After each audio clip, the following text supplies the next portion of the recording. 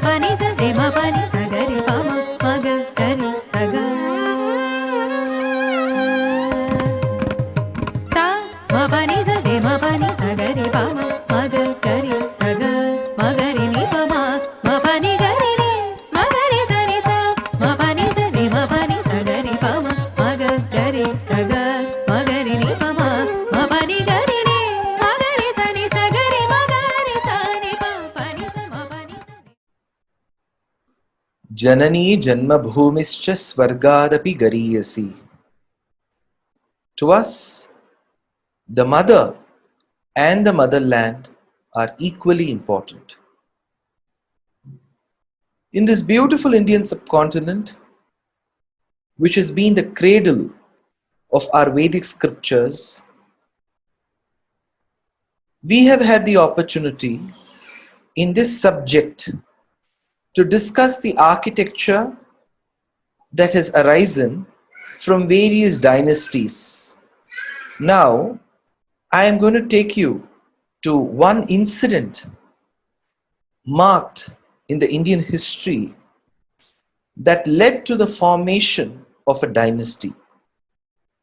Before which, I am going to give you a synopsis of the dynasties that we have very briefly discussed. Please do not think this is an exhaustive list. There is an exhaustive list which most historians and revered archaeologists have preserved. What we have discussed is just a tip of the larger iceberg. We started with the Maurya dynasty. We largely discussed two kings and their contributions to the Indian architecture, Chandragupta and Ashoka. Later we discussed Shungas, of which Pushyamitra Shunga is a very important king. Then in the Satavahanas, we discussed the Shatakarnis in general, and Gautamiputra Shatakarni is one important person whom we discussed with respect to caves in Maharashtra. Then in the Gupta dynasty, we discussed Samudragupta, Chandragupta II, Kumaragupta II. So we have dealt with Guptas right from the temples in Deoghad, which is Devgad, to the Chandragiri caves. The Western Ganga dynasty, which largely ruled the lower part of Karnataka and some parts of Andhra, we have discussed as well. Then came the Badami Chalukyas. In the Badami Chalukyas, we have the contributions of three major kings. We have discussed Pulakeshin I, Vikramaditya I, and Vikramaditya II. Their contributions we have discussed in the Badami cave complex in special. And we have also dealt with the Pattadakal temple complex and the temples in Aihole.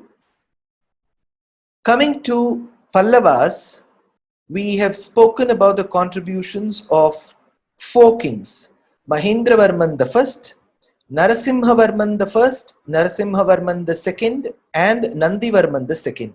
So we have dealt with the Shore temple of Mahabalipuram, the Pancha Maharathas of Mahabalipuram, the descent of Ganga or Arjuna's penance in Mahabalipuram, the sculptures in the temples in Mahabalipuram, then Kailashanatha temple and Vaikuntha Perumal temple in Kanchipuram. So this is with respect to the contributions of Pallava. Then we also discussed about Gurjara Pratihara dynasty.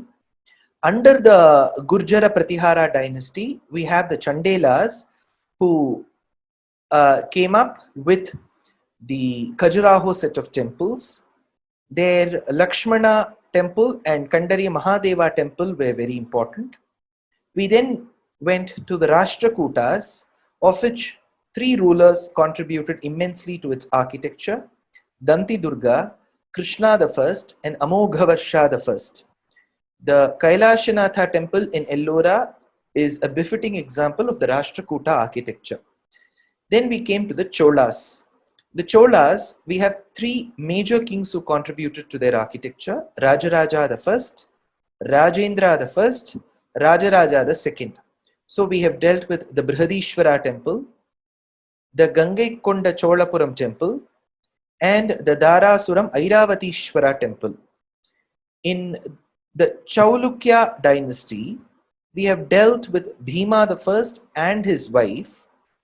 We have discussed Modhera Sun Temple, Rani Ki Vav, and then we moved to the Kalyani Chalukyas. Someshwara the first and Vikramaditya the sixth were important kings. We have discussed briefly their contribution to the architecture as well. Then came the Eastern Ganga dynasty. In Eastern Ganga dynasty, we have dealt with Puri very briefly and Konark in depth.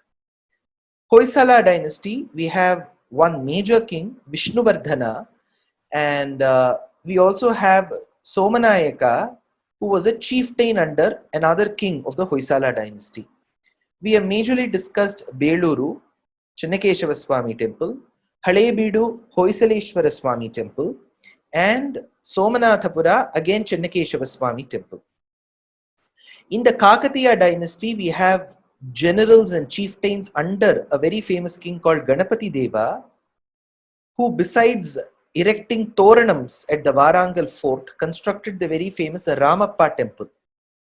There were some flying references made to the Vettuvan Kovil in Kalugumalai, which is a standing example of the Pandyan architecture. The Avanti Swami temple at Avantipura, which is an example of the Utpala dynasty. The Martanda Surya temple in Kashmir, which is an example of Karkota dynasty. And temples like Vadakkanathan, Irinyalakuda Kudalmanikam temple in Kerala are examples of the Chera architecture. So while all this is discussed on one side, we need to see what is that incident which changed the landscape of Indian history and of course made a very good addition to the Indian architecture. To this, I need to bring some amount of history. We need to deal with one very important character in the Indian history. His name was Kafur. He was a slave of a wealthy Khwaja of Khambat, which is in Gujarat. He was a eunuch slave, and he was also called the Hazar Dinari.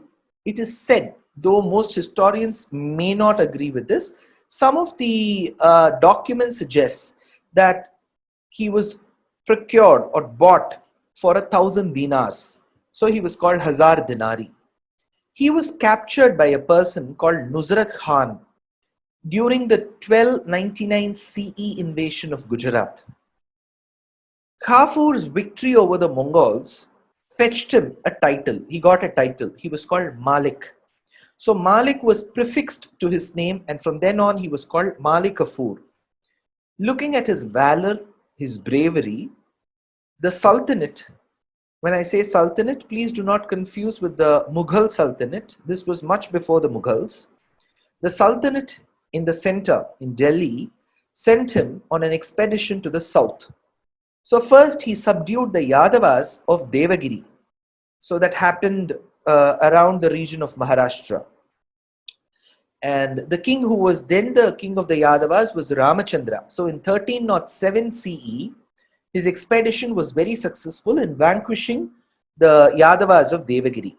He continued his expedition, and as he gathered and increased the size of his retinue, in 1309 CE, he subdued the Kakatiyas of Warangal.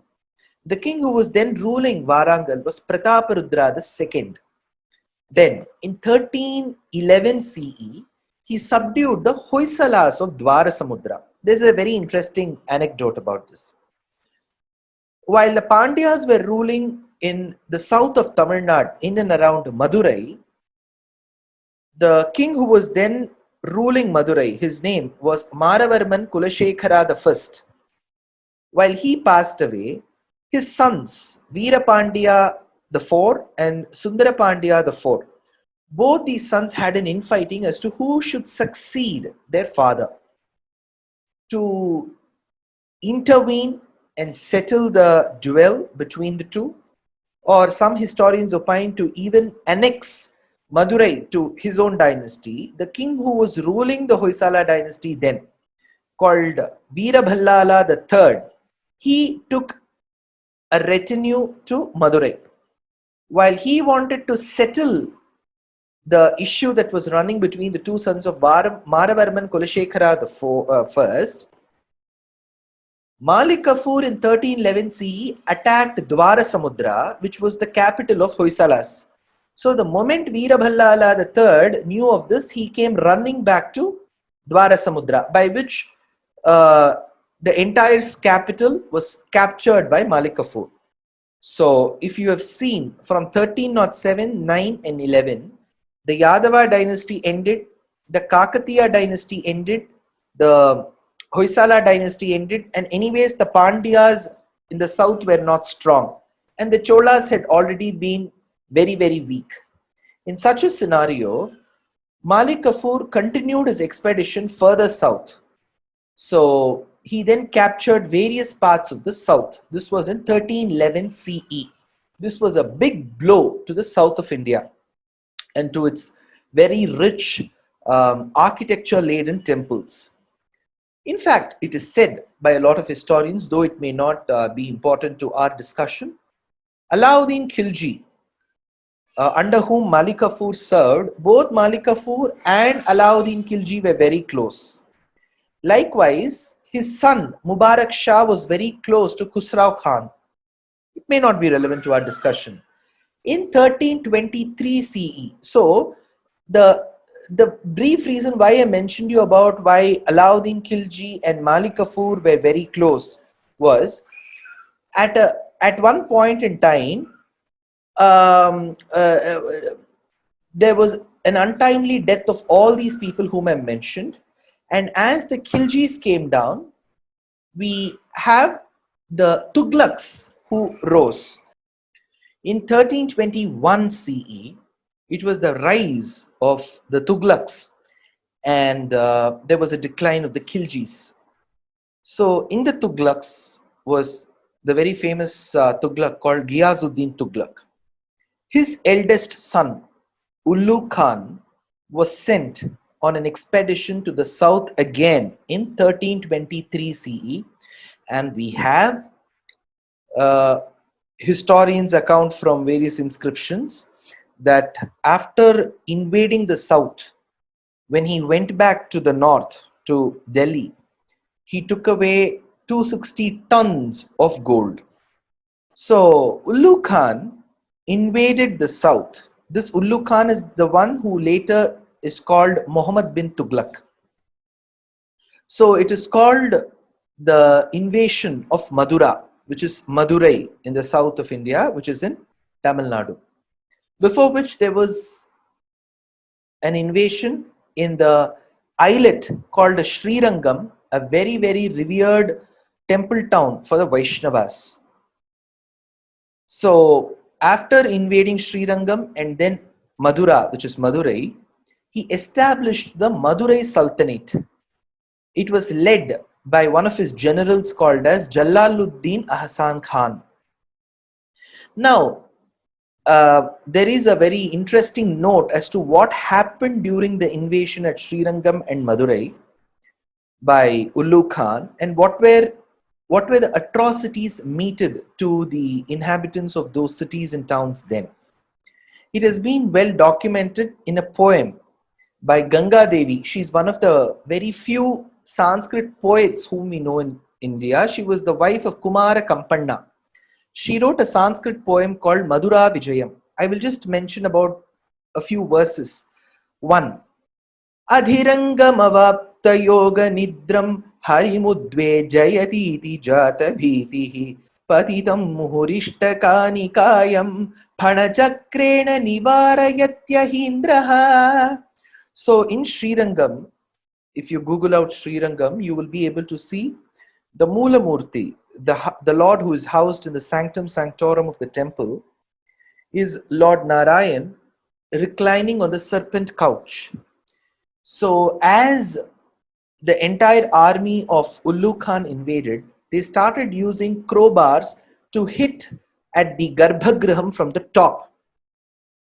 So there is a hyperbole, Atishayokti, what we call it in Sanskrit, of what Ganga Devi says. She says, as pieces of the bricks fell on the Lord, it seems his serpent couch with his hoods came a bit forward to protect the Lord. So, whenever devotees recite this in this temple town, they shed tears of sorrow, hearing what atrocities their ancestors had to face. In another shloka, Ganga Devi states, Satadadhvara dhuma saurabhaiprang nigamodhoshana vadbhiragraharaihi adhunajani vistramsa mamsagandhair adhikakshibatulushka simhanadaihi. So she tells that as the invasion took place, the Agnihotra sacrifices that were performed by the Vedic scholars in both Srirangam and Madurai completely stopped, and instead we call it the barbecue kitchen today. So lot of meat products were brought to the streets of Srirangam and Madurai, and they were cooked on the streets itself. She continues, Madhuropavanam niriksha duye bahusha khandida nalikera shandam parito drikarotya kotihara parajaschula parampara paritam. So she tells in the groves of both Srirangam and Madurai in the south of India, the coconuts were taken off the coconut trees, and instead the beheaded warriors, the heads of the warriors were hung from the top as coconuts. Stana chandana pandura tamra parnyastaruni nama bhavat pura yadambha tadasrigbhirupaiti shonimanam nihatanam abhito gavam rishamsaihi. She continues that cattle was slaughtered, and as they were thrown into the waters of the flowing river Tamaraparani, the entire river turned red. So we have very gruesome accounts of what happened during and after the invasion. So while this was the state in the south of India where there was no political stability, with the Cholas who were not ruling, the Pallavas were long gone, the Cheras and the Pandyas they saw a decline because of infighting. So is the case with the Kakatiyas, the Rashtrakutas, the Chalukyas were long back gone, the Western Ganga dynasty, the Eastern Ganga dynasty, majorly the Hoysalas, none of them were there to even guard the inhabitants of the various regions in the south of India.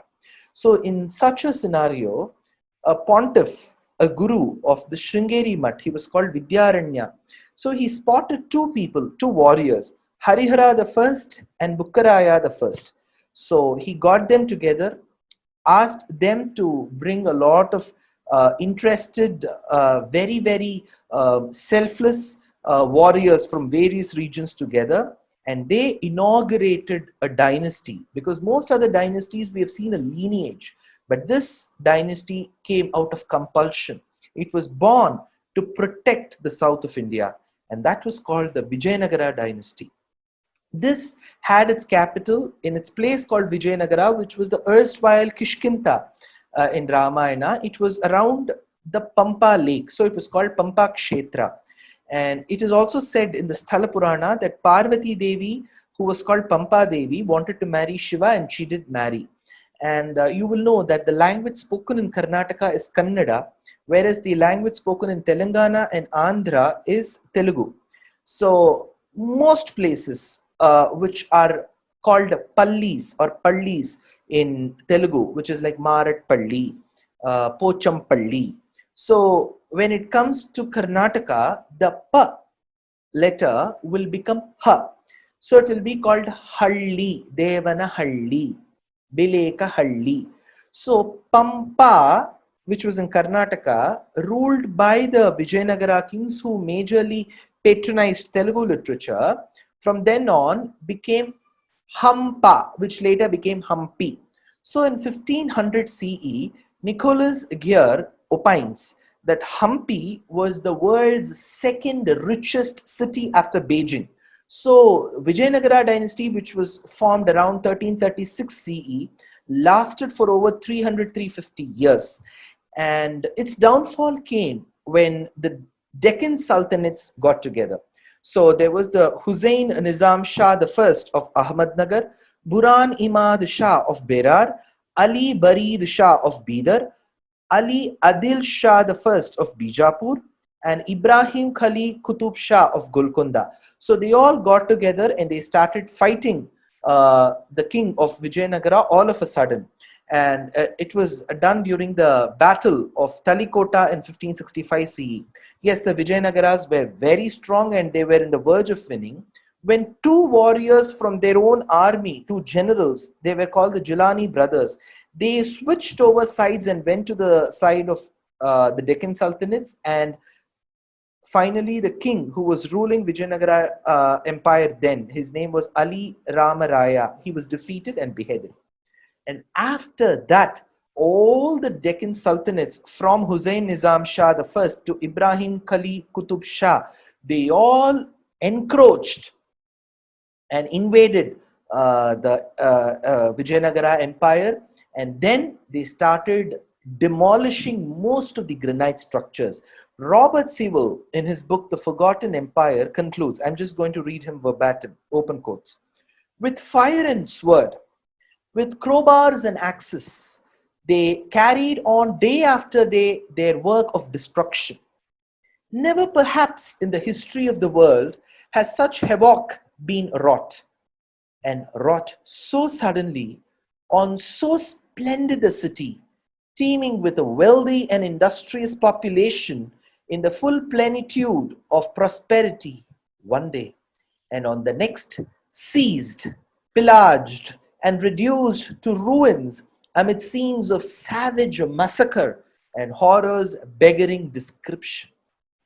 So then came, today we refer to that place as Hampi, or the ruins of Vijayanagara. I'm going to show you a picture of the very famous Vithala temple. Of course, it is in ruins. This photo was shot in 1856 CE. So you see the broken gopuram, you see the stone chariot, and that entire temple is infested with shrubs, thorns, and herbs. This is in 1856 CE.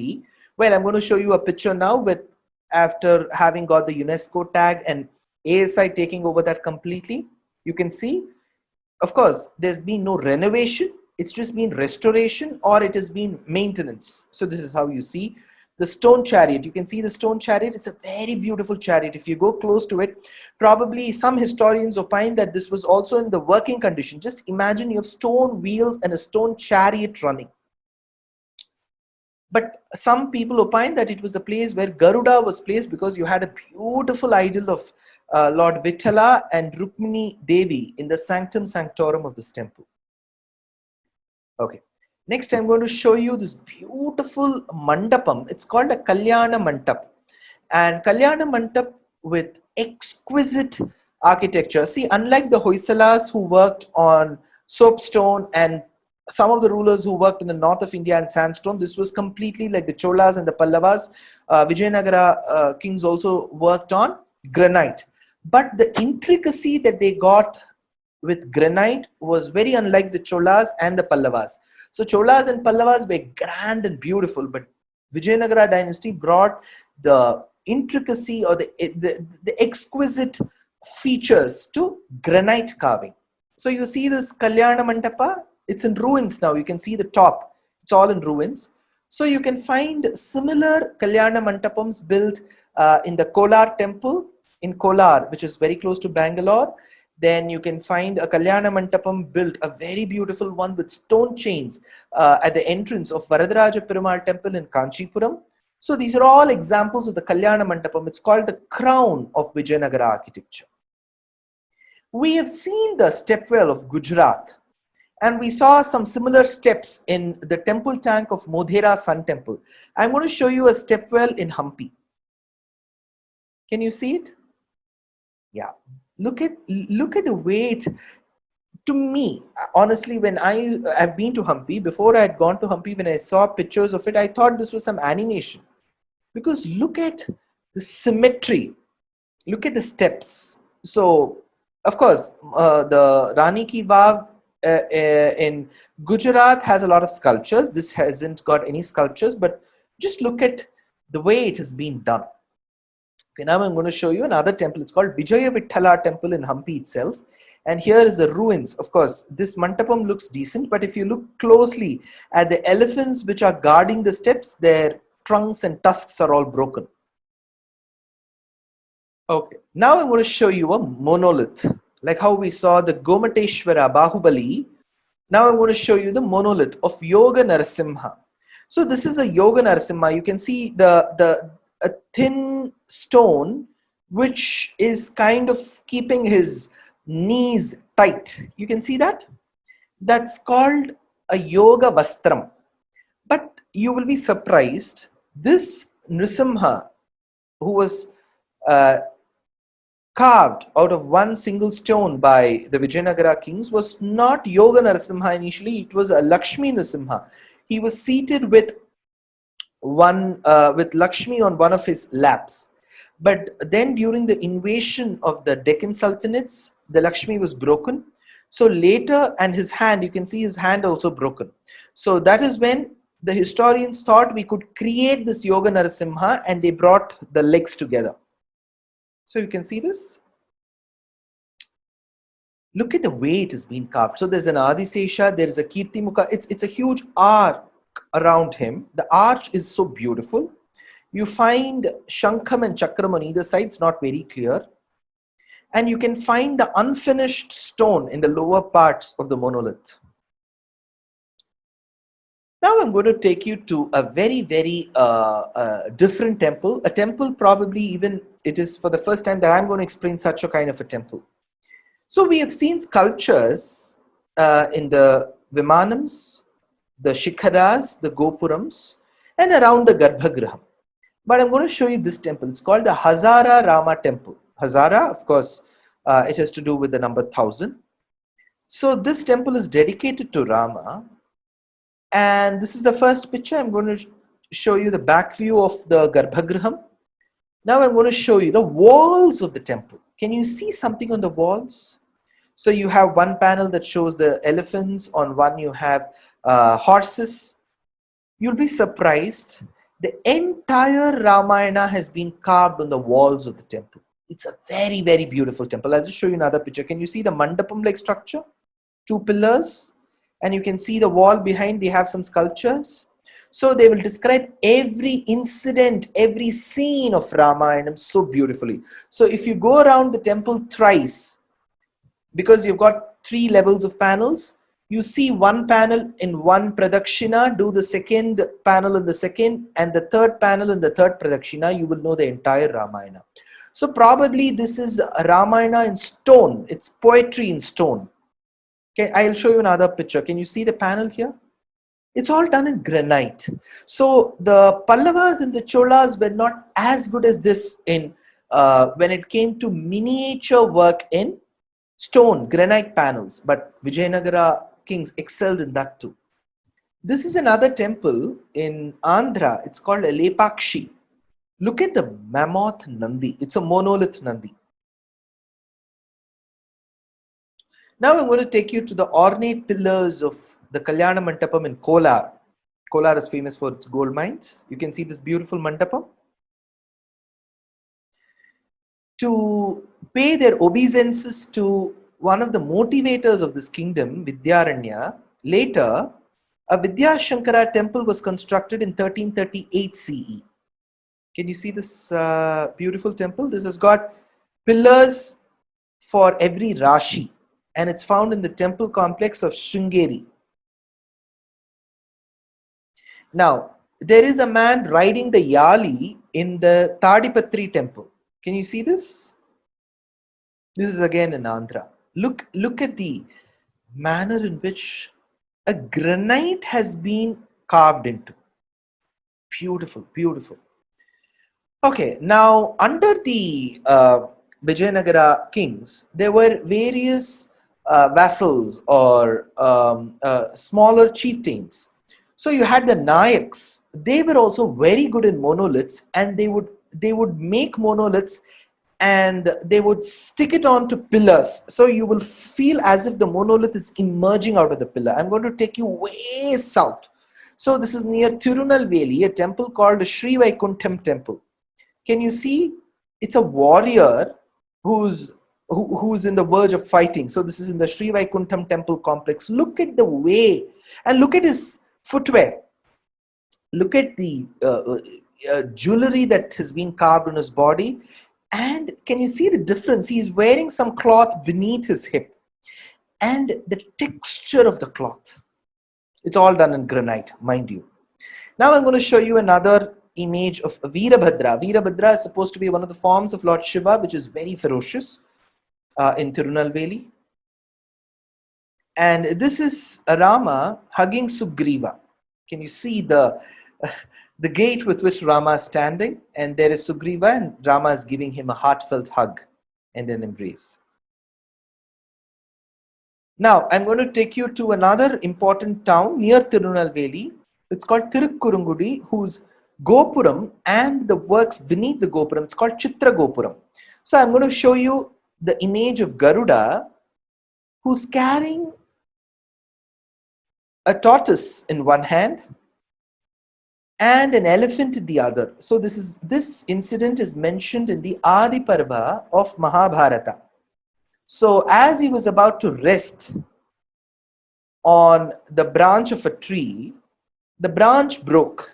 And incidentally, the branch had many rishis called the Valakilyas, kind of, you can call them the hobbits. They were performing penance in Valakilyasana. So in order to protect them, he carried the branch of the tree. So can you see the branch? And you can see the Valakilyas hanging down from it. So the entire scene from Mahābhārata has been enacted in stone. And you won't imagine this entire sculpture, what I'm showing is just this height, not even the height of a full pen. And look at the work that has gone into it. I'm going to show you another one. Krishna, with the help of his friends, his aides, is trying to steal butter. So look at the pots. As you go from the top to the bottom, the pot size increases, and there are ropes that are helping the pots hang from the ceiling. And look at Krishna's crown, Krishna's earrings. Look at that girdle which is enveloping his thighs. And look at the friends who are asking for some portion of the butter from what he's stealing. So you see that as poetry. Look at this elephant. You've got women who are making up that elephant. Can you see? It's not actually an elephant. You will be surprised. It's actually the women who are making up the elephant. The legs of the elephant, if you see, it's not the legs of the elephant, it's the legs of the woman. But they have grouped themselves to create an elephant-like scenario. Could you even imagine something like this done in stone like 500 years before? This is another panel, a stone panel. You see Krishna with Rukmini and Satyabhama. And on one side, you have Lord Shiva in his Tandavam posture. Look at the beauty with which it has been done. So I can go on and on about just Chitra Gopuram and the sculptures done in it. You have to be there to feel it, sense it, and appreciate it. Well, something that comes to our mind the moment we speak of Indian architecture, or especially the Dravidian architecture, is the large temple towers called as the gopurams. So where did it all begin? So during the Pallava times, Narasimhavarman II, who constructed the Kailashanatha temple in Kanchipuram, came up with the first copy of the gopuram. Can you see the gopuram? It's just about 2 tiers, that's all. It was improvised by the Cholas by Rajaraja I in the Brihadishwara temple of Tanjavur. It was further enhanced by Rajaraja II in the Airavatishwara temple in Dharasuram. Then we find the Vijayanagara kings taking it to another level. Look at the gopuram of Virupaksha temple in Hampi. I'm going to show you something that probably a lot of them associate with the government seal of the government of Tamil Nadu. This is the Vatapatrashahi temple's gopuram in Srivilliputtur, which is famous for the very famous saint poetess Andal. I'm going to take you to another one of the Pancha Bhuta Sthalas, famous for fire, called Tiruvannamalai, which is famous for Arunachala. Can you see the gopuram? And of course, to top it all, we have the very, very, very, very rich gopuram of Madurai Meenakshi temple in Madurai. So,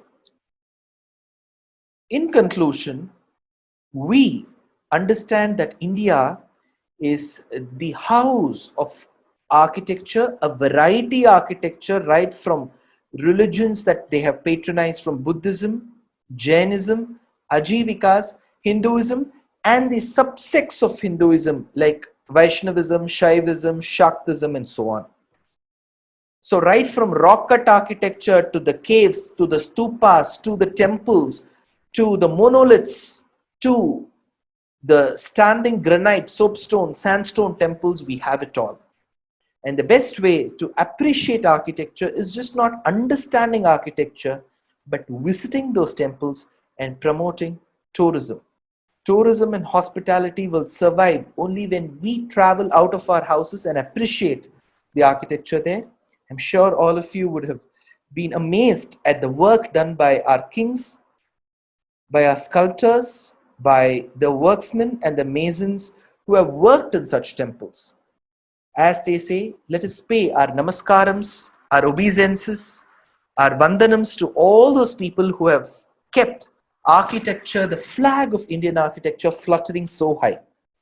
If there is one thing that we can do to that architecture of India is preserving it. While we preserve it, we should not destroy it. Putting them with vitrified tiles, granite, marble, and painting our names for having contributed 100 or 1,000 rupees to the temple all through the walls is going to serve no purpose. So let us be selfless while we are serving the temples. Let's keep our temples neat and clean. With this, we are coming to the end of level 1 of Bhāratiya Sāra Bodhani. In Bhāratiya Sāra Bodhani, level 1, we have had the opportunity to analyze Rāmāyana of Valmiki, Mahābhārata of Vedavyasa, and the Purānās. We also had the opportunity to get ourselves acquainted with Sānskrit literature, both Padyam, Gadyam, and Natakam. Then we followed it up with a course in Indian architecture. This foundation will help us move to level 2. And in level 2, we will be able to learn Vedās, Vedangas, Nyaya, Mimamsa, Ayurveda. We will also learn to appreciate the journey traced by the classical Indian music and dance. We will also learn about the influence of Hinduism in Southeast of Asia.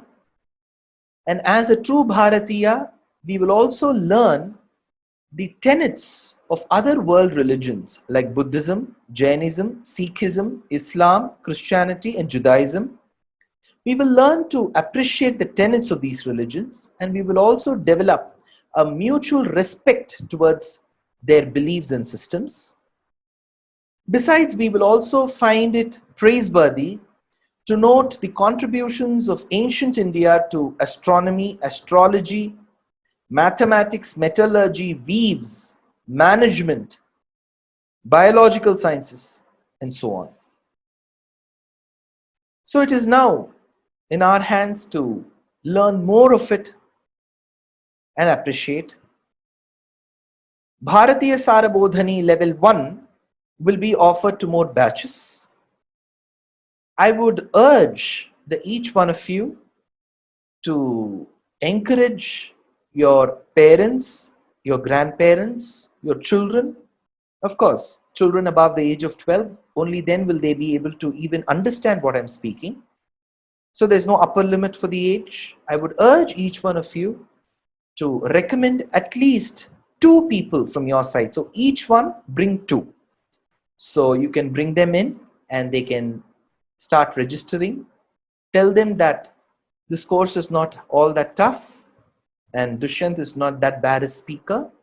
So please tell them that they will be able to appreciate the contributions of Bharatiyas in ancient India more by attending to this course. I'm so thankful to each one of you for having had the patience and interest to sit through for all the 20 e-classes. Namaskarams, and may the blessings of all our rishis and acharyas be with you all. Namaste.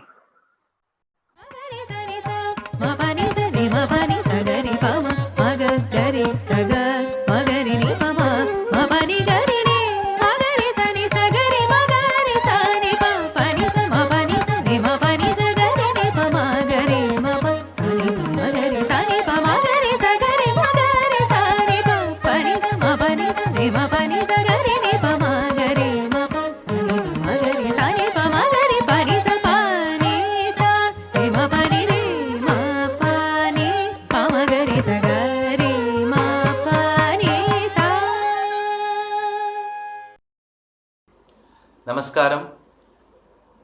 As we have mentioned at the commencement, all you Sishyas have been very punctual and very sincere. My namaskarams for that sincerity. In the 19th and the 20th e-lessons, you will be able to download the e-certificate. So this e-certificate is a generic letter of appreciation, that's all. It is not the customized one that you may get for a bachelor's or a master's degree. This is just a token of appreciation, a moment to rejoice your devotion to the Vedic civilization. So it will be in a PDF format. So you can attend the e-lesson. After that you have e-assessment and then you have the e-feedback. Below that you will have the e-certificate. You can go there and download the PDF. So for 2 Sishyas, 3 Sishyas, since it's a generic certificate, all of you can circulate amongst each other. Thank you once again. I hope the e-certificate part is clarified and you will all be able to download. Namaskar.